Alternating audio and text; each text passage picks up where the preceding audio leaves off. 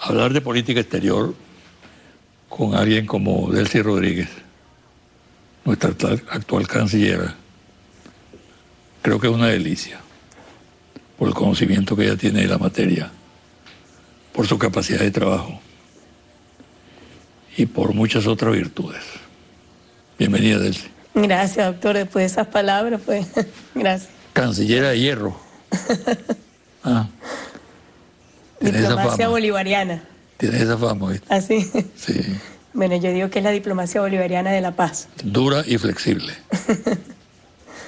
Bueno, aquí estamos representando al país, un legado que nos da además el comandante Chávez. Venezuela es un país acosado, cercado. No, Venezuela es un país que donde va se le abren las puertas. La diplomacia bolivariana realmente, lo que hemos vivido estos últimos tiempos, a pesar de los ataques que provienen además de centros imperiales, centros hegemónicos muy fuertes de poder, donde vamos, digamos que la diplomacia, que es una doctrina que contiene además los principios bolivarianos de nuestros libertadores, del comandante Chávez, pues se abren las puertas. Venezuela es un país acosado mediáticamente y eso sí es terrible porque estamos en presencia, en esto hemos tenido ya tiempo haciendo análisis, estamos en presencia de un acoso terrible mediáticamente a nivel internacional. Y cuando tratamos de ver las acciones contra los centros de poder mediático, ahí es donde realmente uno siente que está enfrentando un poder que es completamente anómico. Si usted se pone a revisar jurisprudencia de organismos internacionales o incluso de tribunales nacionales de determinados países, la impunidad con la que actúan los medios de comunicación es absoluta. Es una franja donde no entra ningún tipo de derecho, ni los derechos nacionales ni el derecho internacional. Se ha convertido en una especie de poder autónomo, ¿no? Es un poder autónomo completamente que además responde a centros financieros de poder. Entonces es como, digamos, el brazo armado a nivel de la opinión pública, así como se habla de ejércitos muy poderosos, bueno, este es un ejército opiniático muy poderoso, que goza de impunidad absoluta en el mundo. ¿Y el papel de los políticos? El papel de los políticos es nosotros dar la batalla y la acción que corresponde en todos los ámbitos. No solamente diplomático, sino usted también lo menciona, lo político, lo diplomático es político, pero cualquier tipo de acción que permita revelar además la primacía de la realidad. Yo se lo decía en una oportunidad como ministra de Comunicación. Una cosa es la realidad virtual que pretenden vender los medios de comunicación y otra cosa es la primacía de la realidad, que es la verdad. Y es la verdad a la que pertenece, doctor Rangel, y la que ejercen los pueblos. No hay otra verdad, sino la que realmente viven y pueden exhibir los pueblos. Para una situación como la actual, con ese cerco mediático y además con una serie de conjuras de todo tipo, ¿no? ¿Cuáles son las fortalezas y las debilidades de nuestro servicio exterior? Bueno, primero una gran fortaleza son los anillos de protección que nos legó diplomáticamente el comandante Chávez.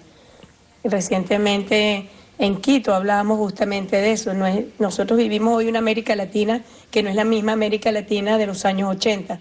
Hoy América Latina y el Caribe... Se puede hablar de antes y después de Chávez. Completamente. Hoy, antes se exhibía una política neoliberal en el ejercicio del modelo político-económico. Hoy tenemos una América Latina y el Caribe que exhibe modelos de progreso para sus pueblos autónomos, independientes y que además diplomáticamente conforman un entramado de unidad política, económica, social, cultural, en educación. Cuando nosotros vemos lo que se ha avanzado, por ejemplo, en el Caribe con mecanismos de cooperación, de complementariedad, pero principalmente de unión política, es impresionante. El caso específico de Petrocaribe, cómo ha impactado positivamente al Caribe como una región económica. 25% de su Producto Interno Bruto ha sido impactado positivamente por este mecanismo de cooperación y de unión. En el caso ya propiamente dicho de Sudamérica, la UNASUR y América Latina, la CELAC, América Latina y el Caribe, es muy importante ver cómo el crecimiento económico de América Latina ha ido aunado a los mecanismos de unión política. Eso se exhibe en los números, de tal forma que podemos hablar, como usted decía, de un antes y un después de nuestros tiempos diplomáticos. ¿Debilidades?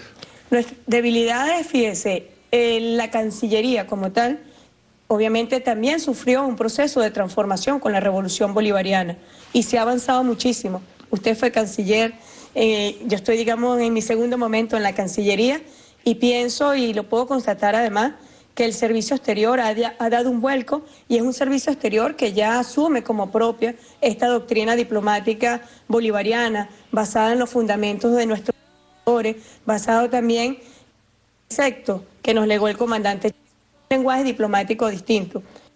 Esta semana yo asistí a acto de los 67 años de Al-Nabda, que bueno, fue el mecanismo de despojo territorial a Palestina. Y yo le decía, el lenguaje de la diplomacia bolivariana se ha construido sobre basamentos distintos y muchas veces choca con los centros diplomáticos. Simplemente hay declaraciones y hay un lenguaje propio de la diplomacia, usted también la conoce muy bien. Y yo le decía, no basta con las declaraciones sobre el caso, digamos, los crímenes que se ha cometido contra el pueblo palestino, decir, manifestamos nuestra preocupación. La diplomacia bolivariana va más allá de manifestar, entonces hay un rompimiento también con el lenguaje diplomático y eso es un avance importante. ¿Que nos falta avanzar? Sí, todavía nos falta avanzar mucho en infraestructura, digamos, crear redes que también sean cónsonas con este nuevo modelo que nosotros estamos desarrollando. En el ámbito mundial, ¿qué incidencia tiene esta política que tú señalas? Por ejemplo, Asia, África, sí, América Latina y el Caribe. Muy importante. Estados Unidos. Nosotros tenemos casi 150 misiones diplomáticas en el mundo, pero cuando analizamos dónde están esas misiones diplomáticas, bueno, están concentradas en América Latina, en el Caribe, en África. O sea, Venezuela es uno de los países latinoamericanos que tiene mayor cantidad de misiones diplomáticas en África. Hay una política acertada además hacia África. Cuando vemos el acercamiento a esa nueva geopolítica mundial que se está dando con organizaciones como los BRICS, Brasil, Rusia, India, China, Sudáfrica, es una política que se acopla además y va acompañando las transformaciones geopolíticas que están ocurriendo en el planeta en sí mismo. Y esas nuevas configuraciones geopolíticas son contrarias al desarrollo imperialista que exhibe también el planeta. Entonces, obviamente la diplomacia bolivariana, nosotros lo decimos, estamos ante una nueva configuración geopolítica. América Latina y el Caribe representan además un modelo ejemplar. A veces cuando uno está en curso en nuestro propio mecanismo, no nos damos cuenta de lo que ha avanzado América Latina y el Caribe. Pero cuando nosotros vamos a otros continentes, el interés que despiertan organizaciones como la CELAC, como la UNASUR, es tremendo. Todos los países quieren un acercamiento. Y ahorita nosotros vemos mecanismos incluso que se han establecido en los últimos años. China con la CELAC, los BRICS con la CELAC, China, UNASUR, Unión Europea con la CELAC. Hay una nueva reconfiguración mundial y la política exterior venezolana está en el centro de esa nueva reconfiguración. ¿Y el dolor de cabeza de Estados Unidos? Yo diría que para nosotros Estados Unidos no es un dolor de cabeza. ¿Qué? Es un modelo que es simplemente distinto.